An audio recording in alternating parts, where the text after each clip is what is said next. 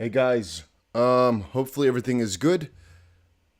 For anybody watching this afterwards, just got ourselves a very interesting update on the Ripple v SEC lawsuit. Wanted to make a very in-depth video, but I thought, hey, since this news came out less than 5 minutes ago, let me go for a live stream just to quickly explain to you guys what just happened. So I'm going to quickly share the stream over in our Discords. I'm not sure if you guys even like that, so maybe I won't even do that. We'll just quickly talk about it right here, and then we can, hopefully you guys can move on with your day then. So let's see if some people hop on in or not. Yes, I believe so. All right, I think we're good to go. I think we're good. Let me take off these AirPods. Put on the freaking jets. What's up, guys? What's up, guys? What's up, guys? So again, we got ourselves a very interesting update on the Ripple v SEC lawsuit right freaking now. Breaking freaking news, all right? Came out less than about 10 minutes ago because I'm a little bit slow with starting up the live stream. Just a couple of minutes ago, take a look at this. It is not Ripple winning, unfortunately. No, no, it is not. It is something else that I think is very interesting because we have not had an update in a very long time. Let me not waste y'all's time. Let me quickly talk about it. Breaking news. A conference has been scheduled. Oh, okay. I should not zoom in that much. Has been scheduled for Tuesday, June 7th at 3 p.m. to discuss the SEC's renewed assertion of the attorney-client privilege as to internal documents related to Hinman June 14th, 2018 speech. So long story short, very long story short, after a freaking year or something like that, it's been a freaking year, I think, they're finally going to actually come up and clash with the judge in the middle. And the reason I'm so excited about this, guys, the reason I'm so happy with this is not because it's going to be a telephonic conference, right? James Fillon just said that there's no call-in information stated, so there's a chance that it's just going to be an in-person type of thing. We don't know. No call-in information was listed, and as of now, this appears to be an in-person conference only. It could be, it also cannot be. We do not know about that just quite yet. Then again, it's because, you'll see in just a second. A conference is scheduled for Tuesday, June 7th at 3 p.m. to discuss the SEC's renewed assertion of attorney-client privileges as to internal documents related to the then director Hinman on June 14th of 2018. See ECF number 473. The conference shall take place in courtroom 23B, Daniel P. Manningham Courthouse, 500 Pearl Street, New York. And the parties are required to comply with the court's safety guidance, including courtroom and entry protocols. Information about the court's protocols can be found right there. Parties should plan to arrive at least 30 minutes in advance to complete the entry screening process. 30 freaking minutes? Okay, that's fine, I guess. Which was just posted, again, about 15 minutes ago as of this point or so. Yeah, so what does this mean? Is this good? Is this bad? Some people are really not happy with this because they say it delays things once more.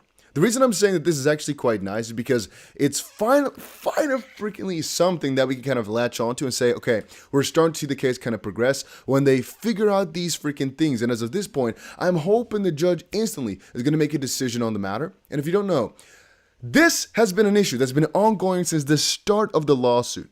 It's about whether or not William Hinman's speech has been an opinion, yes or no. It's honestly the question at hand. And whether or not all the emails surrounding it can be given over to Ripple. But that issue goes quite a lot further. This is not about the all those requests, those RFAs, basically. This is just about as far as it stands right here, discussing the attorney-client privilege regarding Hinman. You got to understand for yourself, real quick right here. There was already a discussion about these emails, which Ripple won. The SEC wanted to kind of reconsider a lot of this stuff and basically go over everything and stuff. The judge is like, nah, we don't, everything is fine. Then they kind of claimed a different privilege. You gotta understand. So this has been like I'm not exactly sure what number, but the furthest of the SEC trying to come back and yes, the SEC trying to just come back and try again and try again and try again and try again and try to try a freaking again to in some way, shape, or form. Oh, somebody says scroll down. To in some way, shape, or form, get the judge to say, you know what, SEC, keep all those emails to yourself. We know if there wasn't something very much to hide in all of this, they wouldn't have done that. So even though I'm not trying to say, guys, this is going to be the winner, the game breaker, this is going to win everything, I am happy to see some progress. I'm happy to finally see something. I think you guys agree with me here. So let's see here. No calling information. Let's see what the other guys are saying. This guy says there will be a delay. SEC lawyers with a family emergency. You heard it here first. All right, let's get those bets in, guys. All right, we got to get this rolling. So place down in the chat box right now if you think that any party is going to delay this. All right, I want to see a yes or a no. So that basically means they're going to be meeting on June 7th to discuss finally in front of a judge some new things. Right, and with new things I mean some old issues which have been come up, but finally. Let's see here, because if you put something in the chat right now, it cannot be deleted anymore. So it will stay there for infinity. And everybody watching this as a video afterwards is going to be able to see your answer. So we can go back and see which people were right on that. At the end of the day, it's like a 50-50 whether or not they'll delay. I mean, it's the SEC we're talking about here, right? if this is going to go on June 7th, we got to celebrate a little. Of course it's going to go. They're going to request for like August 1st or something, you know? Not like next month or so. No, they gotta push it a little bit further. Like, I mean, well, somebody we know got a little bit sick. Let's do it in 3 months. Maybe. Is that okay? You guys just wait for that. It's gonna be funny. But I mean, funny. It's depressing, kind of, but it's kind of funny in the sense that this just happens time and time again. Let's see what these two guys are saying. John Deeden, not sure who this is also a lawyer. Let's see, Freddie Riz.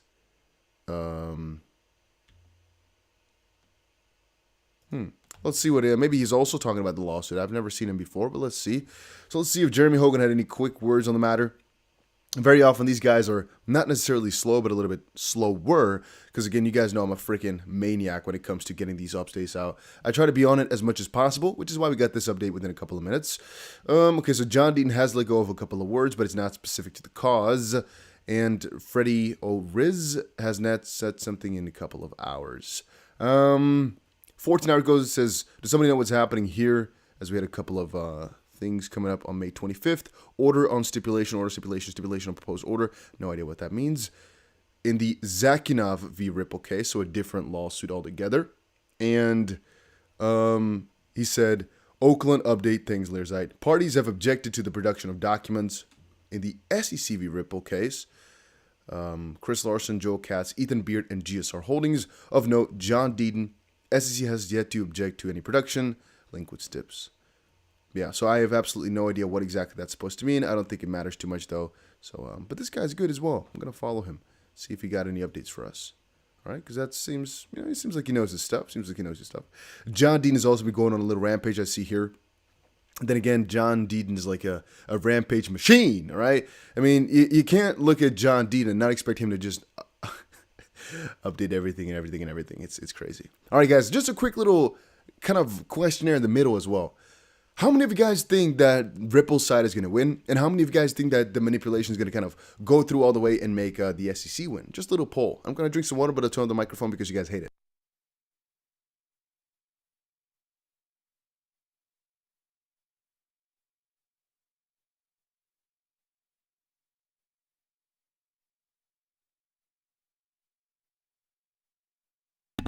There we go. I always get comments saying, dude, if you drink on camera one more, if you put the microphone on while you drink, people want to smash my face, and I think when I drink on the microphone, but it's okay. All right. I appreciate you guys. I appreciate you guys all coming by. So I guess I'll listen. All right. Avo says there will be no winner or loss or loser, but a settlement that favors Ripple. I see what you're saying right there. I like that phrasing. I like that wording. By the way, I have like a light. So, because I just came back from Monaco, right, I have not gotten my proper setup in yet because I took everything with me, and I've used it absolutely once. I want to say 0 times, once. But there's a lot of overkill on my packing. But now I have to, like, unpack everything, and I've not done it yet. So, let's also see this specific. So, there's 2 things I want to quickly cover here before we go. There's John Deeden / Jeremy Hogan right here, and then we have a John Deeden separate thread right here, which I think is interesting. And I'm also noticing maybe if I'm making like the videos in the nighttime or whatnot, that I should maybe just put Twitter to light so it has more light in my face, or by a light, I guess. I have many lights, but they're all like yellowy. I'm not sure why, but it is what it is. Right. This is coming from the guy that learned the hard way. Imagine this. Hinman and the SEC relied on and followed the Perkins Coie memo when Hinman gave the ETH free pass speech. The SEC placed the speech on its website as guidance and library hired Perkins Coie to represent it. This is going to be an interesting one. The Perkins Coie lawyers and Jeremy Kaufman met with the SEC and provided them a PowerPoint presentation on how library and the library token satisfied everything in the speech that indicated the token was not a security. Wait, let's go back. So, Hinman and the SEC relied on and followed the Perkins Coie memo when Hinman gave the ETH free pass. That is in the emails. Yes. So, Perkins Coie, a law firm, they wrote a memo basically to Hinman on what should be said, basically, or something along those lines, regarding Ethereum and the free speech, or at least when he gave the free speech. Perkins Coie is helping library, as the Perkins Coie lawyers and Jeremy Kaufman met with the SEC and provided them a PowerPoint on exactly how library token and stuff should qualify with everything that was said in the speech. The SEC laughed at them and said, "We're going to sue you." The SEC lawyers threatened to drag the litigation out to bankrupt it. Really? Kaufman offered to dissolve the company and sell his assets at auction. The SEC said, "Not good enough." Librarian Kaufman said, "Tell us what we did wrong." The SEC laughed at them again. I mean, sounds pretty much like what happened with Ripple, kind of. I mean, it's not funny, I guess. I can't call it funny. I can call it like ironical, maybe, in the sense of how it's happening. Let's see another one. Must read. I have a feeling this is not just a tweet. All right, I think it is just a tweet, but I'm not sure exactly what that means. We will see. You guys can see everything clearly, right? All good? You guys all good? Where you watching from, buddies? Right now, for me, it's a pretty late live stream for my usual thing. Usually I do these live streams at like 3 p.m. or so. Right now, it's pretty late. Where you guys are watching from? But let's see. Let's check out these 10 facts. As an XRP holder, this is, okay, 10 facts to get straight. Number 1. As an XRP holder, the SEC filed the case versus Ripple to protect me and my friends. 2. Me and my 6 friends filed a writing asking the SEC to amend the complaint, limiting the allegations to only include claims against Ripple and how it offers and sells XRP. 3. The SEC opposed our written memorandum or something, and refused to limit the charges only against Ripple. 4. 12.5 thousand of my friends asked to intervene in the case because the SEC claims included secondary market sales by anyone. They said XRP is a security per se. 5. Although the SEC filed the case to protect me and my friends, they objected and said we shouldn't be heard in court. 6. The SEC got mad when we insisted on being heard, so they personally attacked the lawyer, saying he promoted...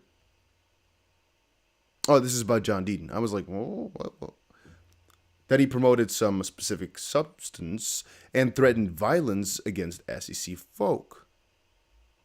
7. The judge granted amicus status to John Deaton and allowed the violent individual lawyer to practice in the case, but we found out the SEC hired an expert to help protect us. All right, that was the issue that was like most prominent recently. Dude, you're the shadow man? Because my lighting is not perfect, or because I'm like recording in the middle of the night. I mean, I have. You gotta understand, all right? I have 1, 2, 3, 4. So there's I can even turn on a light back there. I have a lot of lights, but there's how do I explain it to you? If I put this light again where I normally put it, I have to adjust a couple things. Otherwise, it's gonna be like a very big flash. It needs to be like a more sort of soothing light. So now I try to put it like somewhere over there, one of the bigger lights, and I didn't turn this one on because it makes almost no difference. A little bit. I'll fix it later though, guys. I'll fix later. The lights normally are very nice, right? But right now I'm too lazy. We'll do it later, so don't worry about that. So let's move on though, right? Judge granted the case and hired an expert to help protect. This is like the most fun thing that we saw like a couple days ago or so. A couple weeks ago already. The SEC hired an expert where we were all like, wait a minute, what? Because he claimed to know what XP holders were thinking, when in reality, that makes no sense. This expert is going to explain to the court why we purchased XRP and what we considered and what we read and what we relied on before buying XRP. 8. When asked, could our lawyer read the report since it's about us? Anyway. And since this expert was hired to protect us, there shouldn't be an issue. But the SEC said no way, and that if we asked to read, the SEC might need more time to prepare. The 12.5 thousand has turned into 67,000, and we asked the judge to let us be heard regarding the guy who's who's going to speak for us and tell the court exactly what we think. 10. The SEC asked for more time to write and perfect the objection against us being heard on the topic of us. I must admit, it is a unique form of protection. It really is. It really is. Jay Wilson said, have you ever stopped to consider why the SEC selected to pursue Ripple and XRP when it did? It is because the case is a slam dunk. And please don't even try with a fair notice argument. Ripple XRP had lawyers telling them it was a security well before the SEC had to. Ooh. And besides, let's go again. All right, this is a poser. Again, that's not a negative thing, guys. Whenever somebody says, Ripple's going to lose or I'm against it, at the end of the day, you can read their arguments and see what they're saying. Because even though you can see the overwhelming majority is thinking, what the frick is this? Some people just don't like things, other things. I mean, I don't like things. This guy doesn't like Ripple or thinks it's security. Sure, all right. There's probably some guy at the SEC who also thinks it's security. It's just most people don't, but this person thinks. Have you ever stopped to consider why the SEC has selected to pursue them when it did? It's because the case is a slam dunk. And please don't even try to come at me with a fair notice. Ripple XRP had lawyers telling them it was a security well before the SEC had to. And besides that, arguing fair notice is basically akin to admitting that XRP is a security, but complaining you didn't know it was when it is. What? So one thing that I don't think he fully understands is the whole fair notice argument. This case is so much more intriguing to me, partially because if you think about it, they're not trying to argue and say that XRP right now is a security. No, they're trying to say from the inception up to the point at which they sued. Otherwise, every single sale of XRP from Ripple or even from Jim McCaleb would also be a very big problem, but they're not trying to argue that. So XRP as of this point surely is fine. It's only about to start. But then we compare it to Ethereum and think, And the fair notice argument mostly comes in with saying, well, if you thought it was, right, then why didn't you warn us? So the fact that we've asked you many, many years whether or not it is or whether or not you've let go an opinion on the matter, and you never told us, you can't all of a sudden reflect back and say, you know what, I didn't tell you, but you should have known, even though there's no proper rules. Because the fair notice comes and basically explains here, well, you didn't get fair notice, there was no information about it. We should have guessed based upon rules that don't make sense. We didn't understand, and when we asked you, you didn't say. So then how could we have known? So that's my thoughts on the matter. John Dean said, if it was a slam dunk, then why didn't the SEC seek a preliminary injunction like it did with Telegram? Indeed. If it was so easy, if it was so simple to understand, they could have actually gone with way heavier allegations and take this a lot further, a lot quicker. But the fact that it's not a slam dunk makes this such a difficult case. And that's what the judge has also kind of explained before. It's a case that a lot of eyes are watching on, has to be done properly, but it's also not as easy as 1, 2, 3. Because it isn't a slam dunk. Every altcoin starts out as a security. At least we know Ethereum started out as a security. Is that a bad thing, though? It's hard to say. Even Bitcoin arguably started out as a security. Because at some point, all right, I'm not exactly sure about how decentralized it was at inception. But let's say, hypothetically speaking, there was one guy who basically started it and then started handing things out or basically telling people about this network. Maybe there were like 10, at the start. Maybe there were 100. I don't know. But at what point do you call it decentralized enough where there's not, one single party or a couple of single parties that have enough control over it? And from that perspective, the fair notice thing, I think, makes more sense from my explanation than his. If it was a slam dunk, yeah. The SEC believed Bitcoin was security in 2013 to 15. Today's XRP wins on the Howey analysis before FND. What does FND stand for again? Fair notice defense. There we go.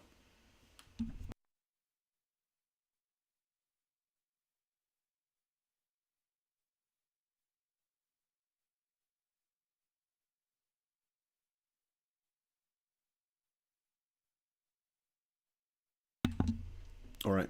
Google user shares the breaking announcement. Maybe indeed I should pin it or something. Because for anybody just hopping on in, if you haven't yet, make sure you press the like button if you enjoyed the video, or press the dislike if you don't like it. Always just judge, let me know how it was. If you don't like it, please let me know why. I'll try to make these videos or live streams better. And if you did like it, then, well, great to hear. The news at the start was actually a pretty interesting piece. Ooh, there we go with the big flash again, huh? So it was a pretty interesting piece because we're finally going to get a conference again. And the conference is just Ripple, the SEC, and the... I'm not sure what else to grab here. Right? I have like two hands. I'm not exactly sure how I should do this. And the judge at the top right there, going a little discussion and talking about a specific issue. The specific issue at hand is the emails, mostly, regarding William Hinman and the fact that they are hidden, supposedly, because of an attorney-client privilege, which asserts then that it was a personal opinion, the speech, which is a direct contradiction to their earlier statement that, no, it's actually a really work product, so you can't see it for that reason, yada, yada, yada. And John has a very interesting little wording. I don't understand how they can refuse the judge over and over again. How long can this go on for? Man, if only we understood every single part in this, huh? If only we could understand this, that would make things so much more easy. But no, it is honestly very strange to watch all this go. Honestly, it is. If you think about it, right? More things in this case don't make sense than do make sense. I think you guys will all agree with me on that one. It's like, if it was so open and shut, why would we still be here? It's kind of funny. But we've covered that a couple of times in the past, all right? And I think every single person within the crypto community can at least say, like, yeah, the rules regarding crypto are not that simple. If they were, the US would have also gotten a couple of very big statements out earlier, but they're slow. Moonshot says, was it Amber Heard's expert? That's funny. Man, I was like updating myself a lot with the Amber Heard Johnny Depp thing. Then I kind of noticed I really don't actually care about the result. To be honest with you, I'm never going to see them in real life, sort of. I mean, I don't know these people. It's like just two random people for me. But I like the movies though, right? So I'm a little bit biased, I guess. And also because the case is so interesting to me. Then again, I'm not sure who's right. I'm biased, so I can't really judge.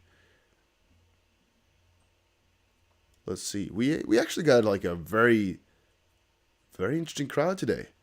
I thought it would be like filled with the U.S., but it's actually like, I think like 3 of you guys are from the U.S. 2 maybe. I see Texas and Phoenix, Arizona. Brandon is from Phoenix. We got a Bitcoin BMW from Texas. Oh no, we got Mr. Miss from Northern California as well. Oh, we got a Florida over there in the chat. Never mind. We also got a New Jersey. Cool. Never mind. I was already getting a little bit confused, right? I see an Oregon as well. But that's interesting.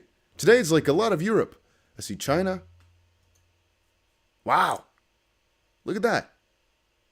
No, this is actually one of the first times in a very long while that it's not just completely crowded with the U.S. Isn't that funny? In terms of like a night, guys, you gotta understand. It is it's about 12 a.m. It's about 12 a.m. Netherlands, Belgium time. It's about 2 a.m. Dubai time. Yet I can see Mark is actually watching from Abu Dhabi as well. What's the time in Switzerland? Is it like +1? I'm not exactly sure anymore. Maybe it's like, let's say 1 a.m. or so. Do you guys have your notifications on for YouTube? Or how did you... Hopefully you guys have your notifications on. That should be something you have on.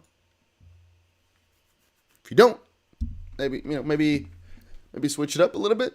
Put your notifications on for these videos, because if you missed this, I don't think it would have been the worst thing in the world. It's just nice to know, I guess, because we're finally making some steps. Then again, it's breaking the news that it's like a breaking news update. But if you heard this news within like a couple of hours, that's why I didn't put like urgent or like watch now or something like that in the title. All right, I was thinking about it because I think it would do better, but I'm like, no. You guys keep saying, Dusty, be more clear with your titles. Try better. Now I have to like think for another like 3 minutes. I'm like, I'm sure nobody's gonna get angry with this title. I'm like, yeah. Because again, I appreciate the feedback you guys give. Let's freaking go. Australia, mate. All right. You know, one of the guys from Australia, I think Jason, right? From Monaco, he had to fly back for 34 hours, I believe it was. That is freaking crazy. 30. It's not a one flight, obviously, but there's no quicker way to get back to somewhere in Australia. I'm not sure where his place was, like Brisbane or something like that. Sounded like that. I'm not sure what Australia works like. Brisbane, I think. But that's crazy. A 34-hour freaking travel time. I cannot even imagine it. Can't even imagine it. That is insane. That is insane. All right, we've covered both those parts. I'm not actually sure if on my channel I should actually cover these library parts as well. The reason I'm not doing that is because even though in terms of like lawsuit e-news, it's very interesting. It's not really Ripple nor XRP related. It's not really crypto related as a whole. It's like it's mostly just really law stuff as of this point, right? And when we'll see results, I think I'll just cover them piece by piece. Or when I cover my Ripple lawsuit updates, I'll go for it as well because it's about the SEC, which again connects to Ripple in that way. But for the rest, it's a little bit separate. I'm not really sure how many guys were holding that library token. I wasn't, so it's not as interesting for me. But hey, it is what it is. All right, another fun thing I just want you guys to do. This has no relevance to the real world, all right? This is just like guessing. Put down when you think there's going to be a settlement. The exact date, all right? Not a June 4th. Or, put a freaking date. March 30. Put the date down. And I guess the year, all right? Because, might be... If you put October, I'm not sure which year you mean. So put the year and the exact month. Put it in the chat box. Let's see what you guys are thinking. Is this important to do? Absolutely not. Let's see what the different people are thinking in the chat box as well. I think that's kind of funny. Okay, so we got Kingston coming in with the October 28th, 2022. That's very early. We got Eric with the April 14th. April 2023 as well. April, September of this year, June of the... Okay, Wealthy says exactly like 1 month from now. June 22nd. 5:56 ET. You're very specific with that. That's a little scary. Like you know something. John says, if the judge ever stands her ground, we might see a settlement after another 20 delays. Only at 20, right? If she stands her ground, then we won't see it after like 30 delays, but like after only 20 delays. Or maybe you meant days and you misspelled it. Not sure. Okay.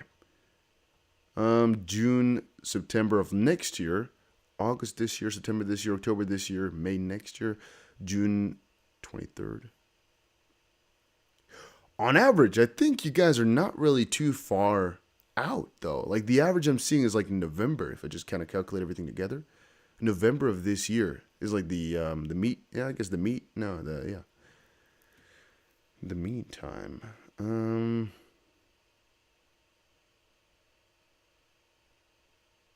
Next month, I don't think so. No, I think next month is a little bit very close. Raman says, new conference schedules for June 7th. Hope they make it live again. If they make it live, guys, you got to know. I'm going to be providing the live stream for it again, all right? I'm not sure where I'm going to be, what country. Otherwise, I'll grab another little freaking... I did that for you guys last time as well, right? I paid, how much was it? I'm not sure. I think it's $220 or so to actually call because I was in a different country and I didn't buy the new SIM card yet. So I had to call, and I think it was $2.40, it was like $2.23 or so in a minute. But I did that for you guys. All right, I got you, boys. And we called for maybe an hour and a half, maybe 2 hours. Not even yet. I think it was like an hour and a half, maybe. But again, the live stream was banging, though. You guys had good energy. It was fun. It's also just saying. I'm not really sure why it's relevant or anybody cares, but it's just a little fun fact. We'll do it again. If there's going to be a live thing, I'm going to call it regardless of where we are at, regardless of what I'm doing. I'm going to drop everything. I'm going to go run back home, all right? If somebody's taking me out for dinner, all right, I'm going to run the frig back home. If somebody's just, never mind. Let's not say that on the YouTubes. Never mind, all right? We'll make sure that we get this done.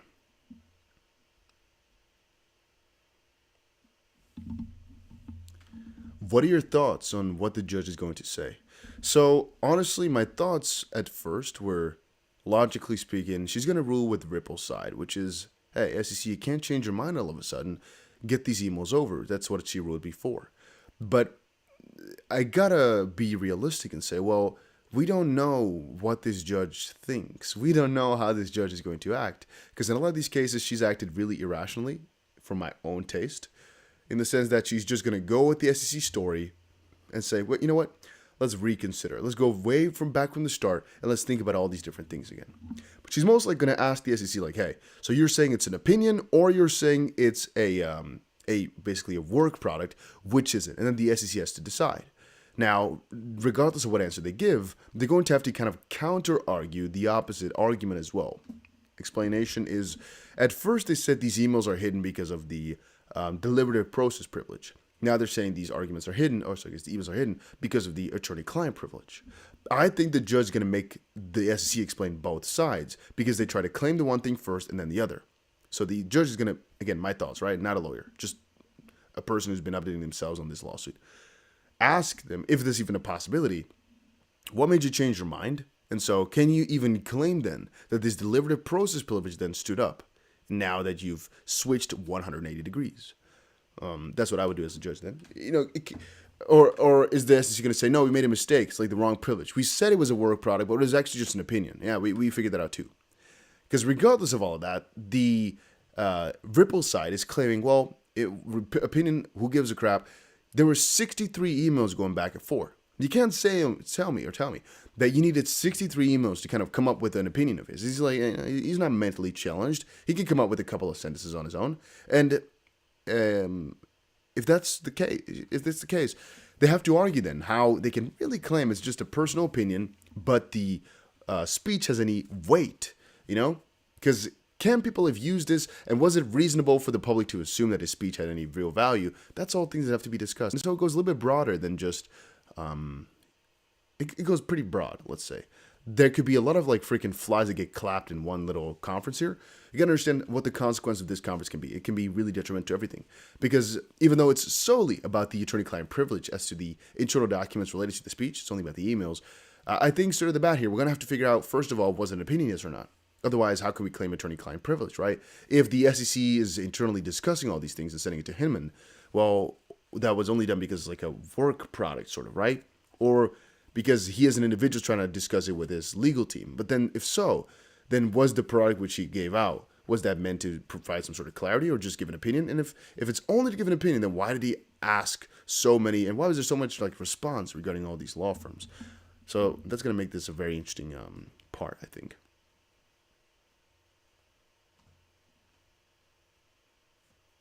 Just Buffering says, I've been surprised at how fair she's been to XRP. Honestly, this could have been way worse in terms of a judge. I think the judges on this are very good. They really consider everything. I'm just sometimes thinking about those delays, but honestly, delays are not really a bad thing in every circumstance because the less delays you have, generally speaking, this is my thought process, not truth. This is in no way, shape, or form a fact. This is my own thinking process.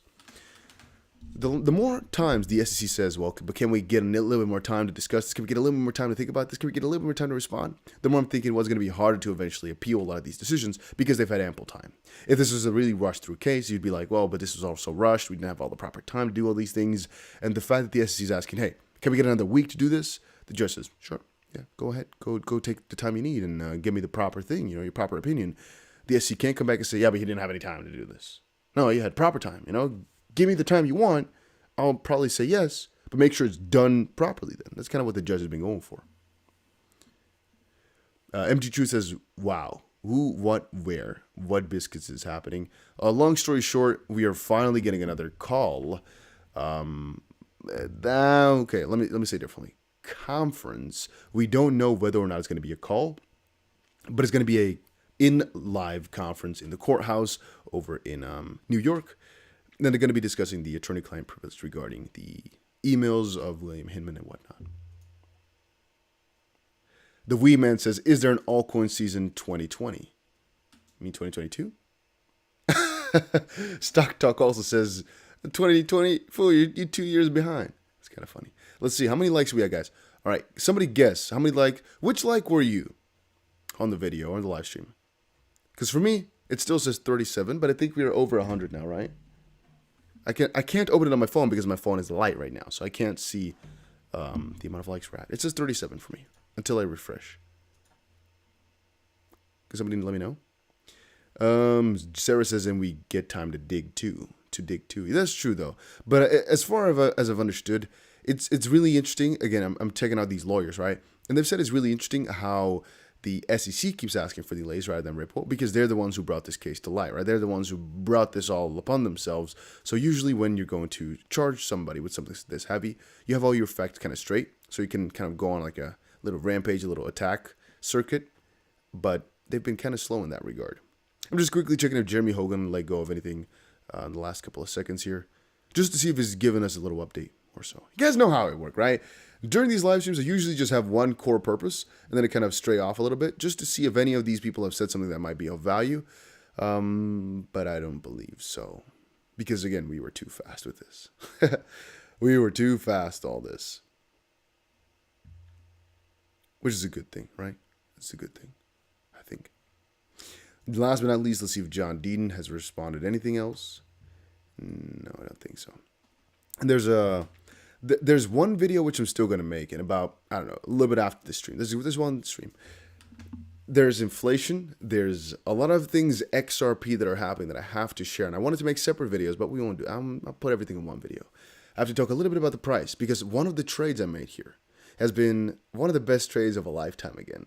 I've had this a couple of different times, and I honestly recommend every single person here, whenever I make a video about the price, I don't do it often, but watch it. Watch it. Watch it. We're pretty good at what we do, right? Not financial advice, but I'm telling you as a friend, I guess. We're pretty good at what we do. If I make a price video specifically, just know there's something important happening, and there's most likely a lot of money to be made. Just real talk. Most of the time, it's a very good idea to watch those. Just saying. Just saying. And again, I also made a Telegram.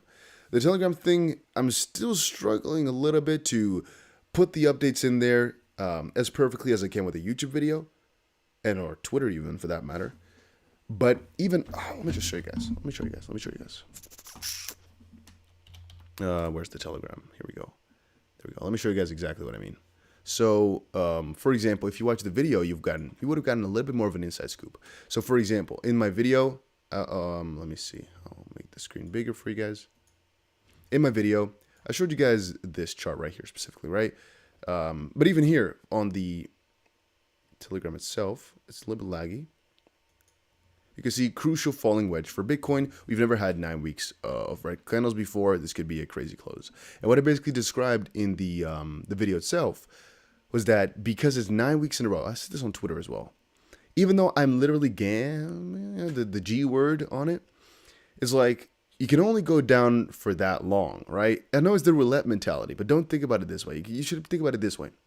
There will, at one point or another, be so many freaking whales that are picking it up. And if you follow me over on Twitter, you most likely seen it already. I put up a little just showcase here to show you guys how many whales are buying this freaking Bitcoin dip. Because usually it's the whales that are buying and the retail that's selling. Retail selling at a loss was like at a high recently as well. You got to understand this. The people with a lot of money, a lot of Bitcoin, they don't let go too much. So if you're getting this many weeks of negative action, then you really know, okay, I should buy this. I should try to buy the dip right now. And if you look at the price right now, I can actually show it to you guys, I think. Can this get big? There we go. If I were to show you guys right now, so that's the turnaround point. You can see here exactly a beautiful bottom was made, and you start pumping like juicy, like oh my days, and it goes on for a little bit more. We had more, like you can see here. We kept talking about how this could be the third bottom within this little region right here, and we've as of this point bottomed out. Again, this can be temporary though. Don't get fooled by this just quite yet. But this is a nice little turnaround as of this point, and there's more right here. Again, this is the breakout that we traded. Actually, this is exactly the breakout, and you can see nice couple of percent. Whenever it goes up more than 1%, just know that I usually don't make a video that day if we get a perfect breakout like this, because I'm celebrating. Why? Because that's so freaking much money that you're making a day. Sometimes you don't care about some things, unless I want to make a trade update. But I don't cover news on days where I have this crazy of a trade, and that's because I trade the same exact setup every single time. How often does it work? I don't really know the numbers. All right, to be honest with you, it could be 80%, it could be 75%. It's not going to be more than 80%. It's going to be most likely closer to 75%, 70. I think officially I think it's 73, but then there's a couple of variables in there which is making these things a little bit more difficult to explain. That's just the numbers, right? Because a little bit of history about me. There's a big operation. You see one thing, right? You see the YouTube channel, you see something, but just know there's a lot of business. There's a lot of things, and there's a lot more that goes on that a lot of you guys don't see. Let me put it like that. This exact setup, I trade every single time, and it works so ridiculously very often, which is why I describe it to you guys in almost every single trading video whenever there's a setup like this. Every single time we get a breakout like this with our confirmation on these medium time frames, like a 4 hour, I take it. Does it sometimes fail? Yes, it will. Does it mostly do well? Depending on a couple of factors. And I put every single part about what I look at over on my Twitter earlier. But yeah, as I described in that prize video, we needed to get that confirmation of the breakout over on the over on this little horizontal channel, basically, to really start getting excited. And once we got that as well, just all bets were loose. I knew things were going to start going crazy from here. But I digress. All right, I just wanted to quickly get you guys in on that little scoop. Now, officially, though, I cannot really see anything anymore. Let me take this to right here. There we go. Enjoy my little home screen. I don't really use home screen too much. But yeah, so join the freaking Telegram. I'm gonna copy the link real quick. If you don't want to trade updates, hey, then don't get trade updates. I mean, who gives a crap, right? If you don't like it, don't like it. If you just like the Ripple XRP stuff, all good to you, my friend. But I'm just saying, why not?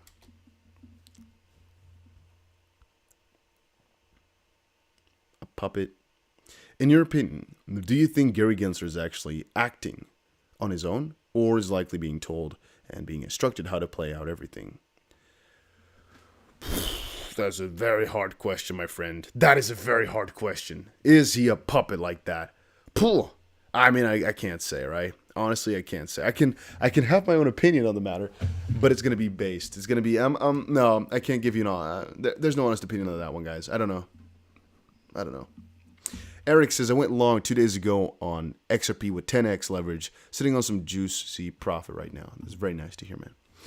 But yeah, so as well, the fact that I went to Dubai again here and I meet so many of my, my people that are trading so much, and I'm thinking, man, these people do share their trades, more and better than I do. I should update people or just teach people how to do it.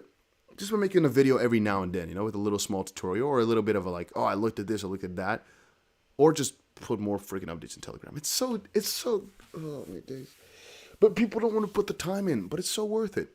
There's a lot of these moves. And don't overtrade, all right? If you don't think trading is a good idea that day or that week or whatever like that, don't do it as much. Take ones you're more certain of. Don't just go in with the, all right, it's going to pump now and start buying. You can only do that if you're basically buying your way down on assets that you think have a lot of utility or that are proper. That way, it's not really a big risk in my opinion. But if you're trying to really trade something for the short term, basically, there's a lot more that comes to look at it than just kind of your thought process with oh yeah, no, it's gonna pump now for sure. I'm gonna open up a long or a short. Think about it more. Don't blow your freaking account.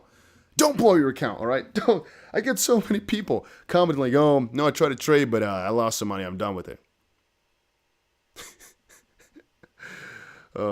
Trade live. Not many people do it. We've done that in the past, quite a lot actually. The only problem is there's two things which kind of make that difficult. One is you sometimes have to wait quite a lot, and even then you might not even take the trade. So usually there's a big process which comes before you take the trade, and that's why you make a video explaining the setup. You explain exactly when you're going to take the trade and what has to happen in order for you to do it, and then you follow up exactly if that happens. And once you're in the trade, sometimes it's a 5-minute thing, sometimes it's a 6-hour thing. So then what you're basically doing, some people do it though, some people live stream 9 hours a day, is you're sitting there waiting. And to be honest, you can do a lot of other things, but at the end of the day, you're just sitting there waiting. Is that really exciting? Sometimes you even lose after, you wait 6 hours and then you lose. Was that really an exciting stream then? Did anybody really learn stuff from it? Depends on what you do in the meantime, right? But it can be very boring, so it's a hard one. Then again, one thing it does help with is with people not blowing their accounts, I think. Because if you make those live streams where you just trade, you can't explain to people really, really, really properly. Don't put all your money into one trade. Split it. And utilize bonuses and bonus structures and launch pads and launch pools. There's 3 things. So this is an example, but you can do this on most exchanges. If you use the link down below for Bybit, right? I'm going to show it to you guys even. This is very important. Very, very, anybody watching right now? Watch with your eyes freaking glued to your screen. Some people don't know this. I'm going to make a better tutorial for it at one point, but I'm a little bit too lazy to do it right now, honest truth. So if you, for example, are over on Bybit, right? There's right now, pretty soon here, coming up a competition for $8 million. I'm going to make an account. I'm going to invite you guys to be a squad leader, but we'll do that in a second. There are a couple, there's a lot of buttons here. It might get confusing to you. Go through most of them. Launch pool is very nice, usually. But there's also a launch pad somewhere. Right now it's under trade, I believe, right? Oh yeah, here we go. It's usually very nice. These are just things to sometimes get a lot of money for free, and I show it to you guys every single time on how to do it. It's just very, very juicy. But just go through all these different buttons for, like, I don't know, 15 minutes for yourself to see if you're missing something. Why? Well, because very often there are different bonuses that you can get. And the bonus that I always put down below, if you did not use this specific link, you're going to get $400 worth of bonus that you can claim. If you used it, people don't listen. If you use the link down below, you can get up to $4,800 worth of bonuses. How does a bonus work? Realize for yourself this, guys. I try to use a bonus for not most of my trades, but for as many trades as humanly possible. Let's say I get a $2,000 bonus at one point or another, or $5,000 bonus, because that's the max you can get, kind of. You can utilize that with 50x, with sometimes 100x if you're doing a Bitcoin trade. If you can utilize $5,000 you get for free, which again can be still kind of costly. For example, you need some money to get it. You know, sometimes the smallest bonus is only, let's say, $100 or so, which you can get for absolutely free as an example, right? And you cannot withdraw it. You have to use it to trade with. But if you think about it, if you can use $5,000 times 100, wow, you can trade with $500, $500,000. That can really be life-changing, you know? And that way, but that's most importantly, you don't blow your entire account. So, but that's, I digress. It's just to kind of get people into this stuff. You can also, and this is another thing which I recommend people to do, use a freaking testnet. If you don't know what you're doing, just try it out. Even though a testnet is less liquid, it's not going to fully follow things along. It's to kind of get you into this mindset of learning these things. All right. So just letting you guys know on that real quick. If you want my updates on where the price is going to do, what I think personally, again, not financial advice, join the Discord. No, not the Discord. Join the freaking Telegram. The link is down below. And if there's any update on the lawsuit, I'll get it out to you guys. But later today, I'll just do a price update. Watch it carefully. Show guys exactly what I'm thinking is going to happen. And today it's a little bit more difficult because the big move just happened, right? Just happened. But we'll talk about some fundamentals which you guys need to hear, at least which I think you should hear. And we'll go from there. So something about Luna. We have a lot about Luna, but I want to make a separate video for that, I think. What's up, Dar? Oh, I see it's you now. Oh, I'm not sure if you said something before. The Luna has a lot of shit. Luna has a lot of shit happening, to be honest, but it's mostly just really, really bad.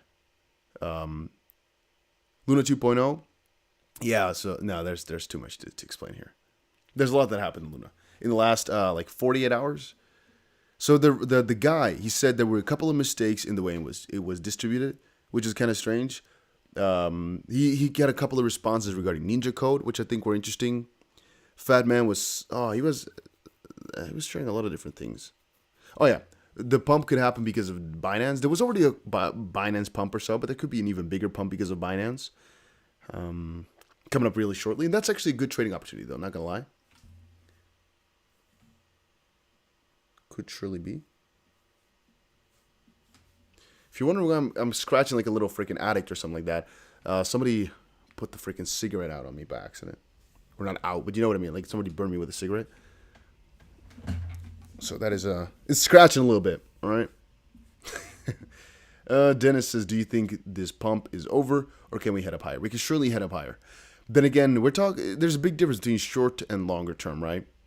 Short term, a little bit more difficult. Long term, I'm buying like a freaking madman, all right? Like a madman. Destroy your ears if you need to. Yeah, like a madman. There ain't no day going by that I'm not getting at least some more crypto or so. And, you know, whenever I meet people, the number one question they ask me, specifically these are non-crypto people, do you really think it's still going to go up or so? Do you really? I'm like, what? What do you say to them? Like, yeah, obviously. That's why it's my life, literally. It's like everything for me. I honestly think it's going to go up, basically forever. But we'll see about the forever part, at least for the next years and years to come. Short term, I'm not concerned about that. No, it doesn't matter. I look a little bit further than like the next couple of days, couple of months or so. But then I always think the line is going to be up, as long as you're not buying garbage. And I personally don't think XRP is garbage. Some people seem to disagree with me, but hey, it is what it is. We know what we hold. That's the most important. So, guys, you've been wonderful. The chat box has been very nice. I call you guys chat box. I'm not sure exactly why I should do that, but you guys are very awesome today. Nice vibe. All right, you guys are amazing. Yeah, whenever there's another update on the lawsuit or so, I'll always try to live stream it as quickly as possible. But for right now, I think that was good. I'm going to do a little update on the price later today. If you guys have not joined it yet, make sure you join the Telegram. I'm also going to announce either 25,000 or 40,000, maybe 50,000, maybe something like that, maybe 35,000, depending on what the XP price is at. Giveaway coming up. And we'll split it maybe over 10 people, something like that. But it will take a month though. So it will be a campaign for about a month and a half, maybe. We'll see how time flies.